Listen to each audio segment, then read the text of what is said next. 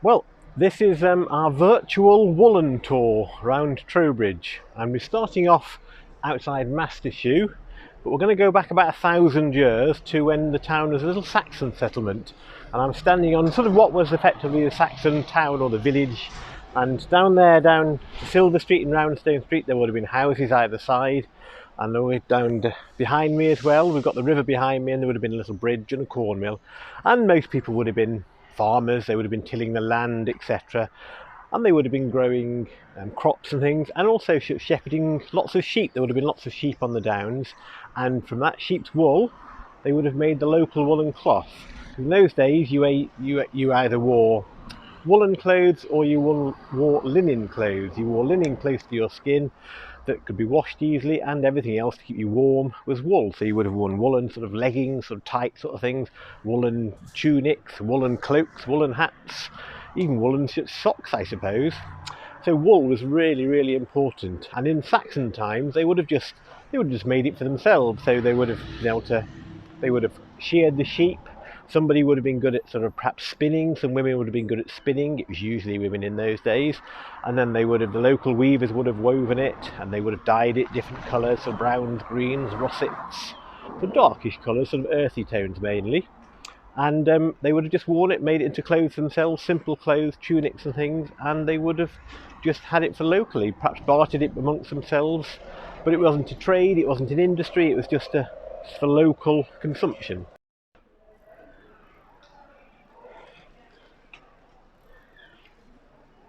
So now I'm standing in Fore Street, and in medieval times this was the outer edge, followed the outer edge of the castle.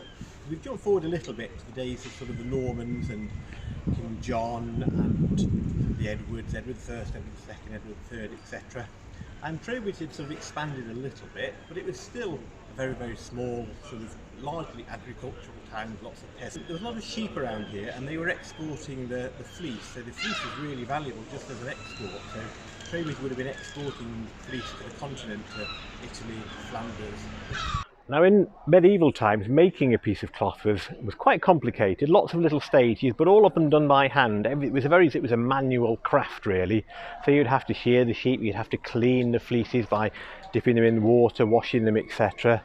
You had to break up the fleeces, you had to spin it into the yarn. That was usually done on drop spindles, and then eventually spinning wheels, and then you had to weave on your loom, and then there was a little bit of finishing it off, so that you have a really nice, quite fancy, quite expensive piece of cloth. And that's the important thing really, is the finished woolen cloth was worth lots and lots of money, and that gave people an idea that they could realise that they could make money out of it. They could make themselves wealthy, and that's what they did.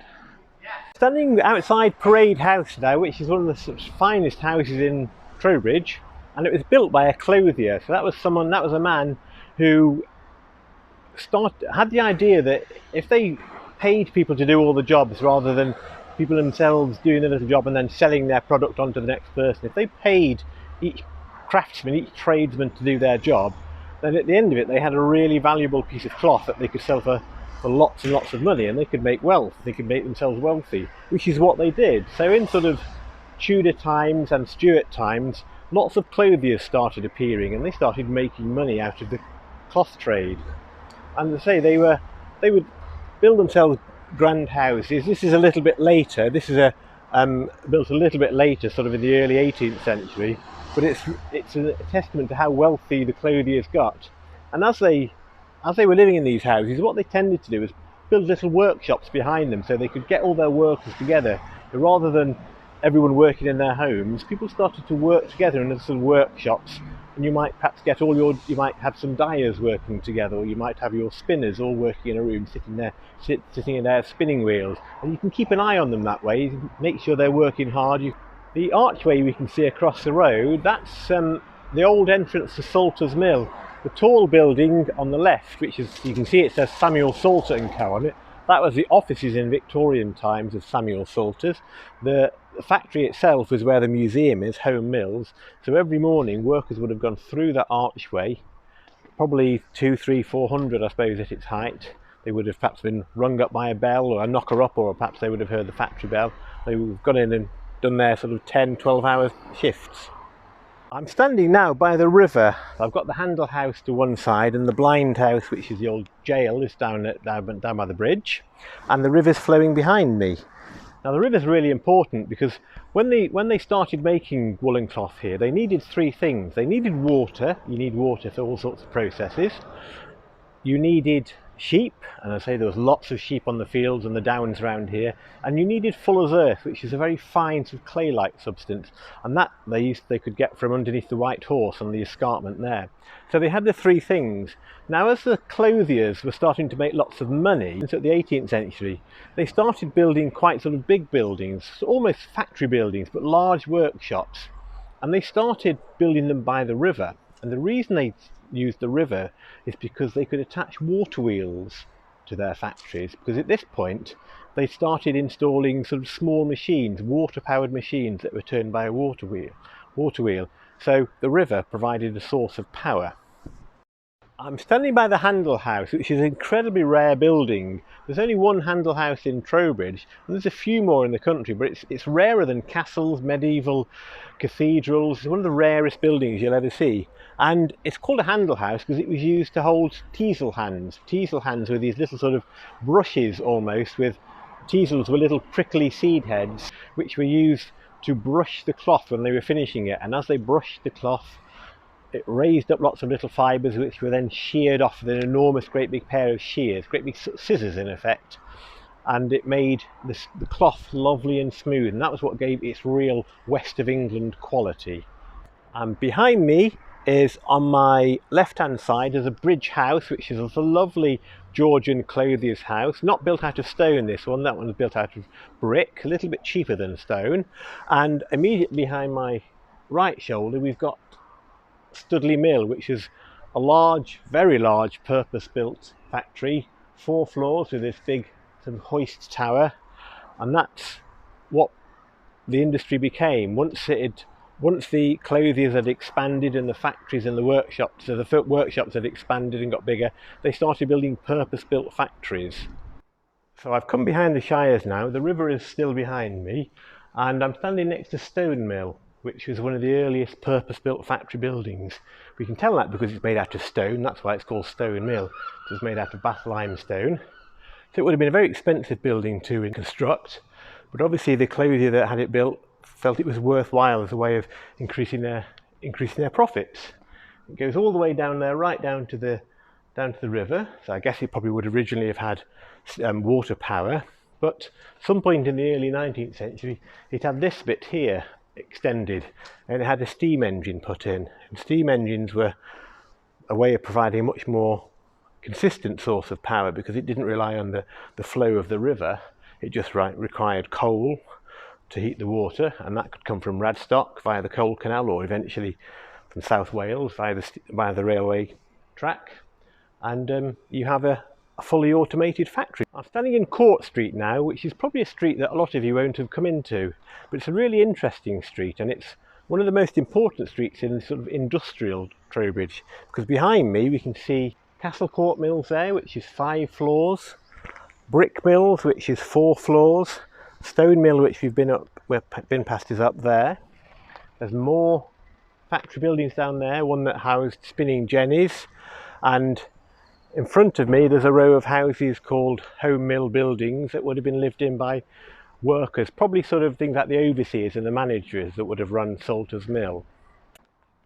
Behind me is a spinning jenny factory, and it's this red brick building here, and in it were housed spinning jennies.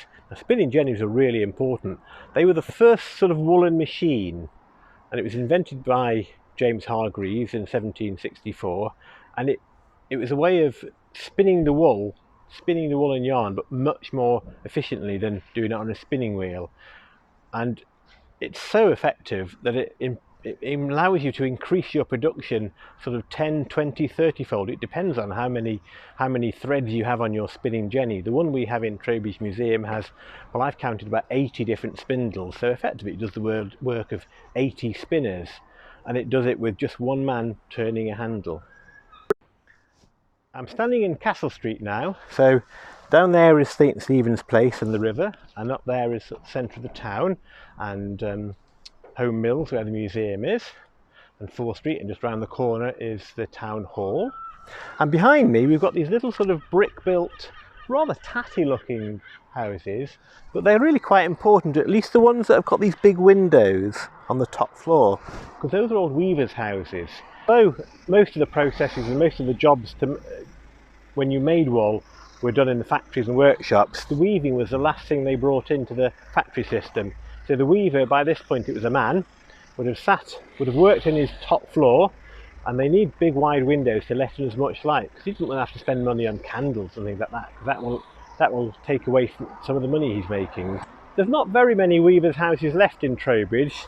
There are some here in Castle Street, there are some in Newtown, and there are some in Timbrell Street, but most of them have been converted into just normal houses now. I'm standing next to the tomb of Thomas Helica. Now, you may have heard of Thomas Helica, but he's sort of considered Trowbridge's first trade union martyr, I suppose we could think of him. And he was a shearman in a mill in Littleton Mill in Semmington.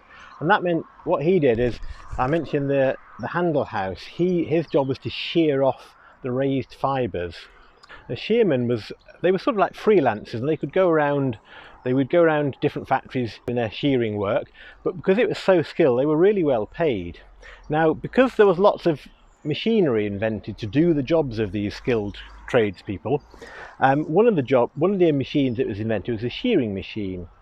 Now, the problem was, it's great if you're a factory owner, because having a machine do the work means A, you don't have to pay so many people, the work is usually done more quickly, more efficiently, and it's usually done to a really high standard once you've perfected the machine, certainly. Now, in the factory where Thomas Helica worked, they were really concerned that the machinery was going to be installed and they would lose their jobs. So one night the factory was broken into, a group of 3 or 4 men with masks on their faces, and the factory was burnt down, the machinery was wrecked, it was set alight, and Thomas Helica and his brother were arrested for this crime. They were identified by the night watchman who was at the factory, and although there were some alibis, his brother was acquitted through lack of evidence, but Thomas Helica stood trial. He was sent down to Salisbury and he was charged with machine breaking. Now, this is in 1802. In those days, if you smashed machinery, if you broke machinery, it was a capital offence. That means you could be liable to be executed if you were found guilty. Well, it was a very short trial and evidence didn't come forward on Helica's side, and he was found guilty, and he was taken to a place of execution on his 19th birthday. He was only 19, and he was hung by his neck, and sadly he died. And he was brought back to Trowbridge, and he was thought of as something of a martyr. And a little bit, sometime later, some Yorkshire shearmen had this tomb erected in sort of honour of Thomas Helica. So that's Thomas Helica, Trowbridge's trade union martyr.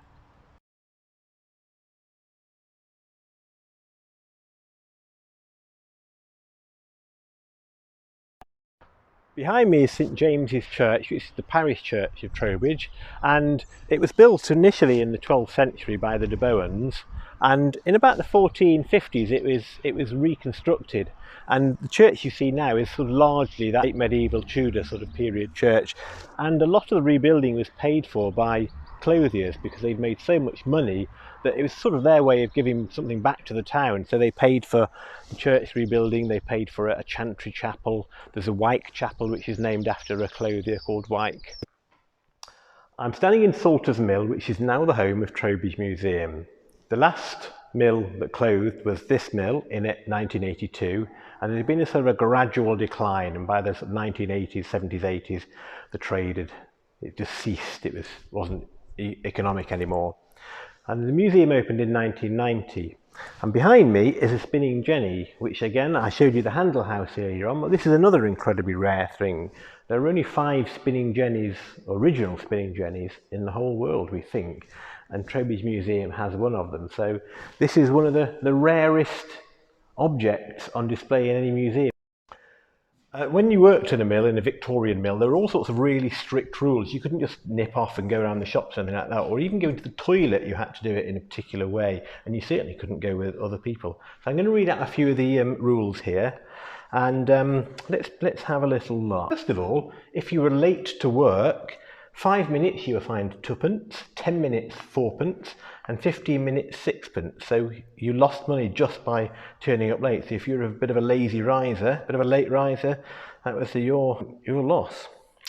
If you spilled any oil on the floor or wasted any oil, that was 2p for every offence.